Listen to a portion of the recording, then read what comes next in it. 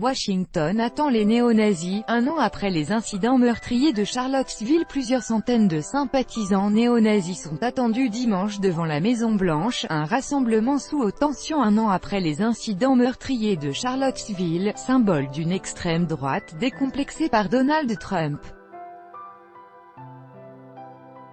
L'organisation informelle Unite the Right, qui était à l'origine du rassemblement de Charlottesville, Virginie, a reçu l'autorisation de réunir 400 personnes dans le square Lafayette, devant la résidence présidentielle, à partir de 17h30 et durant 2 heures seulement. Un important dispositif policier a été mis en place, principalement pour empêcher les deux groupes d'entrer en contact, avec plusieurs artères interdites à la circulation. L'enjeu sera principalement d'empêcher tout contact entre manifestants et contre-manifestants, qui sont également attendus au square Lafayette.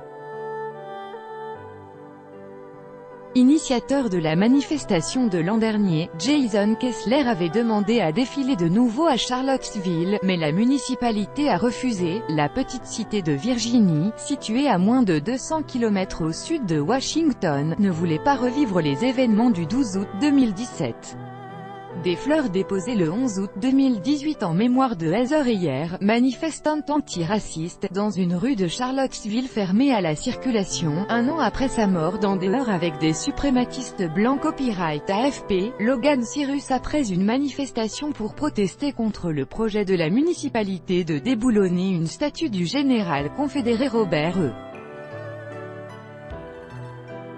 Lee, des heurts avaient éclaté entre suprémacistes blancs et contre-manifestants. Un sympathisant néo-nazi avait alors foncé en voiture dans une foule de manifestants antiracistes, tuant une jeune femme de 32 ans, Heather Heyer, et faisant 19 blessés. Nous savons que dimanche, des gens vont venir dans notre ville dans le seul but de déverser leur haine, a déclaré la maire de Washington, Muriel Bowser, tout en indiquant qu'il ne s'agissait pas d'empêcher l'événement car le premier amendement de la Constitution américaine protège la liberté d'expression, pas les bienvenus. Dans un entretien à la radio au public NPR diffusé vendredi, Jason Kessler a exprimé le souhait que l'événement de dimanche soit apaisé, et pris publiquement ses distances avec la mouvance néo-nazie. Je ne veux pas de néo-nazis à mon rassemblement, a-t-il assuré. Ils ne sont pas les bienvenus. Le square Lafayette, en face de la Maison-Blanche, le 14 juin 2018 à Washington. Copyright AFP, Daniel Slim. J'espère qu'après, a-t-il ajouté, je pourrai discuter ou débattre avec des représentants de Black Lives Matter, mouvement contre les violences visant les Noirs, ou les Antifa, mouvements antifascistes, parce que je crois que nous devons avoir ce dialogue. Samedi, Donald Trump a dit, dans un tweet, condamner tous les types de racisme et actes de violence. Le rassemblement de Charlottesville, il y a un an, a entraîné la mort et des divisions insensées, a écrit le président des États-Unis, qui avait été vivement critiqué l'an dernier pour n'avoir jamais clairement condamné les manifestants néo-nazis après les événements d'août 2017. Nous devons nous rassembler en tant que nation, a-t-il ajouté. Paix à tous les Américains, a-t-il encore dit. De nombreux observateurs reprochent à Donald Trump d'avoir favorisé, durant sa campagne et depuis sa victoire électorale, l'émergence d'un discours extrémiste pro-blanc décomplexé.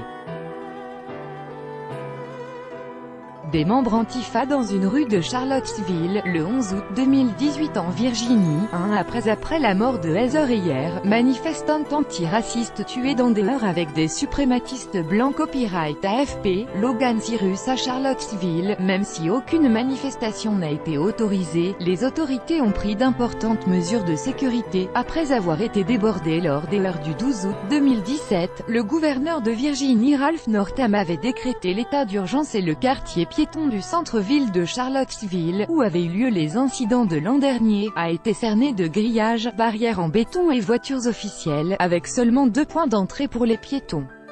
Samedi, quelques dizaines de militants Antifa, vêtus de noir, ont brièvement marché dans ce quartier piéton, encadré de très près par la police.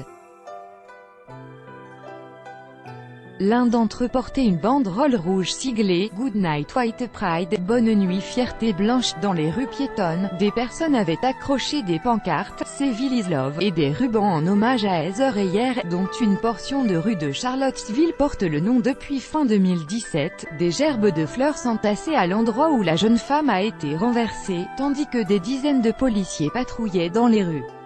Tout droit de reproduction et de représentation réservé. Copyright 2018, Agence France Presse.